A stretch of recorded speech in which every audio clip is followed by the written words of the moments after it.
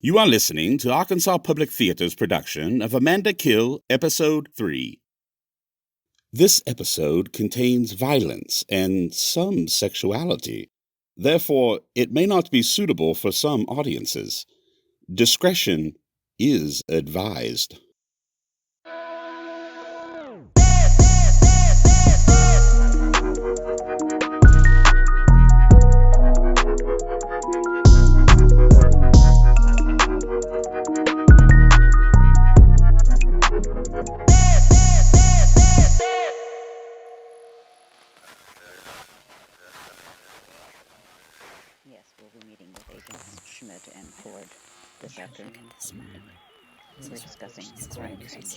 I don't have security clearance to be here, so I'll be brief.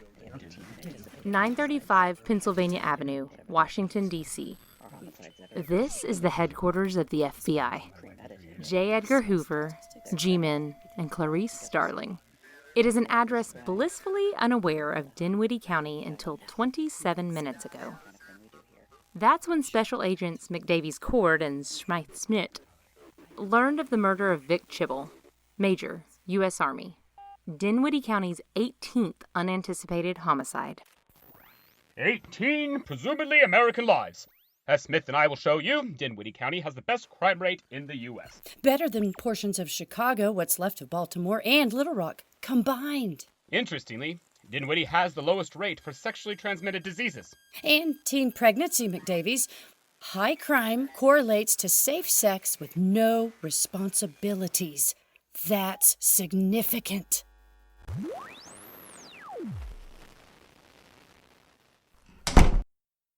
McDavies and Smythe have called an emergency meeting with their bosses. McDavies, Smythe, that's an interesting corollary, but it overlooks the risk-based lifestyles of sexually aroused criminals. We need further study to prove causation. So, is sex the reason you called this meeting, Smythe? No, sir. This meeting is about Dinwiddie County. 18 murders is one murder too many. And it's not just murder. There are hippies, easy divorce, casual drug use, a failed arts district, and Sunday liquor sales. It's time for someone to take a bite out of crime, and that biter is me. What's your plan? As you can see from this map of Dinwiddie County... That's a stupid shape for a county. It looks like a giant... Wow, it does look like one. This is a year-to-date crime map. Now, black dots are murders, purple are drug-related, red dots are prostitution. This is exciting. That is a lot of crime. Oh, shoot. I forget. Help me here. What is that quote by J. Edgar Hoover? Without criminals, we have no crime. Without crime, we have no jobs. Yes, thank you. So, what are our jobs? 2 things. 1, alert our agents at the Dinwiddie field office. 2, activate the Domestic Terror Unit. Oh, is that a good idea? The unit hasn't done anything in, forever. It was 3 years ago, sir. When we arrested McDavies' wife. Oh, yeah, your wife put up a hell of a fight, McDavies. It was a shame to ruin your daughter's reception. I don't follow. Terrorism wears the mask of familiarity. The next terrorist might just be a white mother of the bride, or a black man in a coffee shop, or a young Latinx construction worker trying to cash a paycheck, or teenagers at a swimming pool. In plain language, a terrorist is anyone who strikes fear in the hearts of what few good Americans we have left. That means we've got to cast a wide net. Smythe, McDavies, you've got your authorization. Alert Field Office Dinwiddie. Activate the Domestic Terror Unit.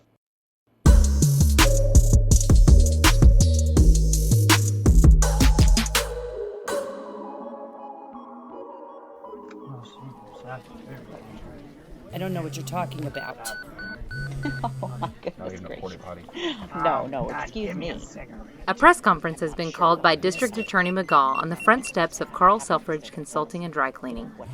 The sidewalk is filled with professional courtesy, sharp elbows, and knees to the groin as members of the press compete for camera locations and front row seats. Amanda Kahari eases through the crowd carrying a clipboard and a box of bumper stickers. Are you a registered voter? Yes, in 6 states. Would you sign our petition to expand voter registration to all 50 states? Will they allow mail-in balloting? Even I can't be in 50 places at once. That's for the courts to decide. May I have your name for the petition? Yes. Huh. Spelled the way it sounds? Yes. Thank you. For a $10 donation, you can receive daily phone calls and emails at no further cost to you. That would be a godsend to someone trapped in a loveless marriage and a friendless life. And for an additional $5, you could get this bumper sticker to show your solidarity with crime victims and your support for law and order. I shot Carly. What a clever bumper sticker. That keeps Carly's name and investigation alive. Here is $20, my child. Blessings upon you and your work. Shh. The press conference is about to start. Facing the press with James are Assistant DA Padma Handshoot, County Medical Examiner Hillel Bean, Dunbarton Police Detective Peculiar Humphreys, and Deputy Sheriff Lim Tuckerman. Speaking for my colleagues, and though the investigation is ongoing, I can say we are pleased and excited to give you details on today's death. Thanks to the stubborn persistence of Deputy Lim Tuckerman, the strenuous persuasion of Deputy D.A. Padma Handshoot, and a last-minute change of heart by the Dunbarton Police, this case is clearly a homicide. The victim is Carl Selfridge, the respected community leader, dry cleaner, and consultant. God be praised. Yeah. Now, because I don't have curtains in my apartment, many of you are aware that Carl and I had quite a relationship. Tireless is the word that comes to mind when I think of her. But Carly is special for so much more than saying yes to being my third bride. Deputy District Attorney Padma Handshoot has more details on a life lived fully. Thank you, District Attorney McGaugh. Carl Selfridge was a soldier for social justice. She was an icon for people who don't do so well. The little people who lose and lose big. Carl was a symbol of hope for the brave women and men who aren't from here, who don't look like us, persons who have a hard time even speaking our language. But always larger than life, Carl Selfridge was a fighter. She fought her way through life, right down to those precious final moments when she tore into her attacker. Pardon me. I loved Carly in more ways than I can describe. Carl spent her precious final moments tearing into her attacker with the unrepentant fury of a woman who finds her husband sleeping with both of her cousins at the same time. We will now take questions. Yes. How did it happen? Did it hurt? It hurt like hell. My husband thought I was out of town. My cousins are attractive, spoiled, and selfish. When I walked in and saw the three of them on the kitchen counter, how did Carly die? And did it hurt? You're asking the wrong woman. That's a question for Detective Peculiar Humphreys. Thank you, Padma.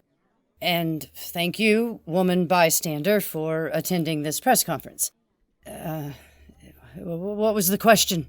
How did Carly die, and did it hurt?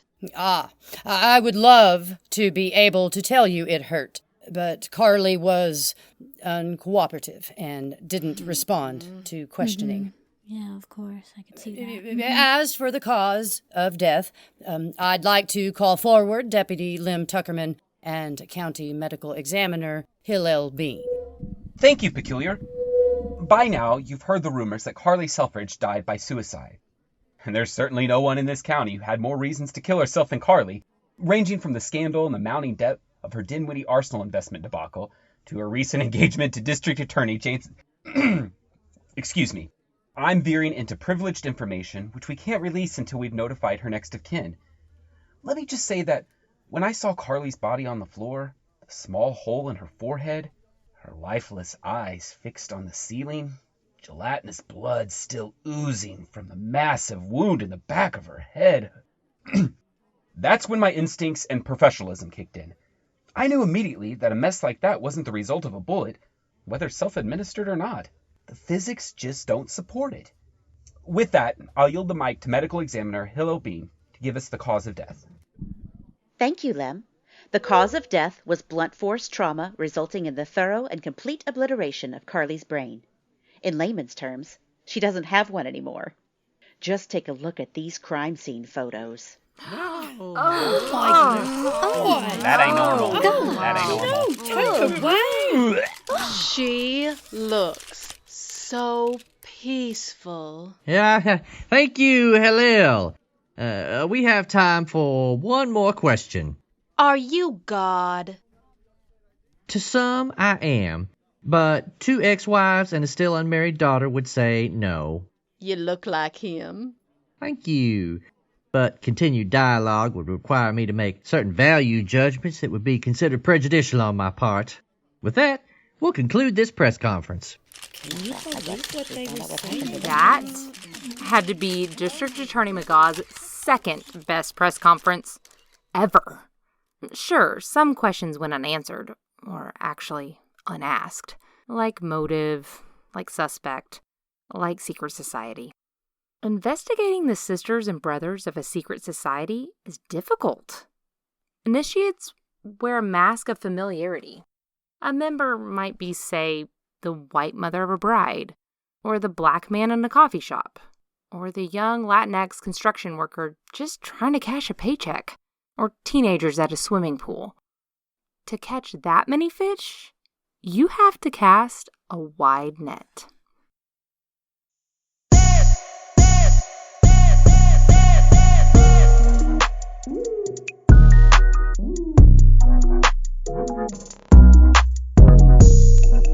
Thank you for listening to Amanda Kill, Episode 3, written and directed by Barry Cobbs. Featuring Amber Brown as Hillel Bean and FBI Director Number 2. Amy Eversole as Peculiar Humphreys, Smythe Schmidt and Justice of the Peace Number 2. Andria Lickfelt as Blondine Augustine and Woman Bystander. Jamey McGaugh as District Attorney James F. A. McGaugh. Joseph K. Farmer as Lim Tuckerman and McDavies Cord. Julia Salatti as Amanda Kahari. Julia Spears as narrator. NaTosha DeVon as Padma Hanshoot. And Tanner Pittman as FBI Director Number 1. Illustrated artwork by Paige Meredith. Music by Lamont Coleman. And sound design by Technical Director Matt Etris. This has been an Arkansas Public Theater production. APT is a nonprofit organization that relies on patrons like you. If you enjoyed this production and would like to contribute, please visit arkansaspublictheater.org for more information. And please join us next week for Episode 4 of Amanda Kill.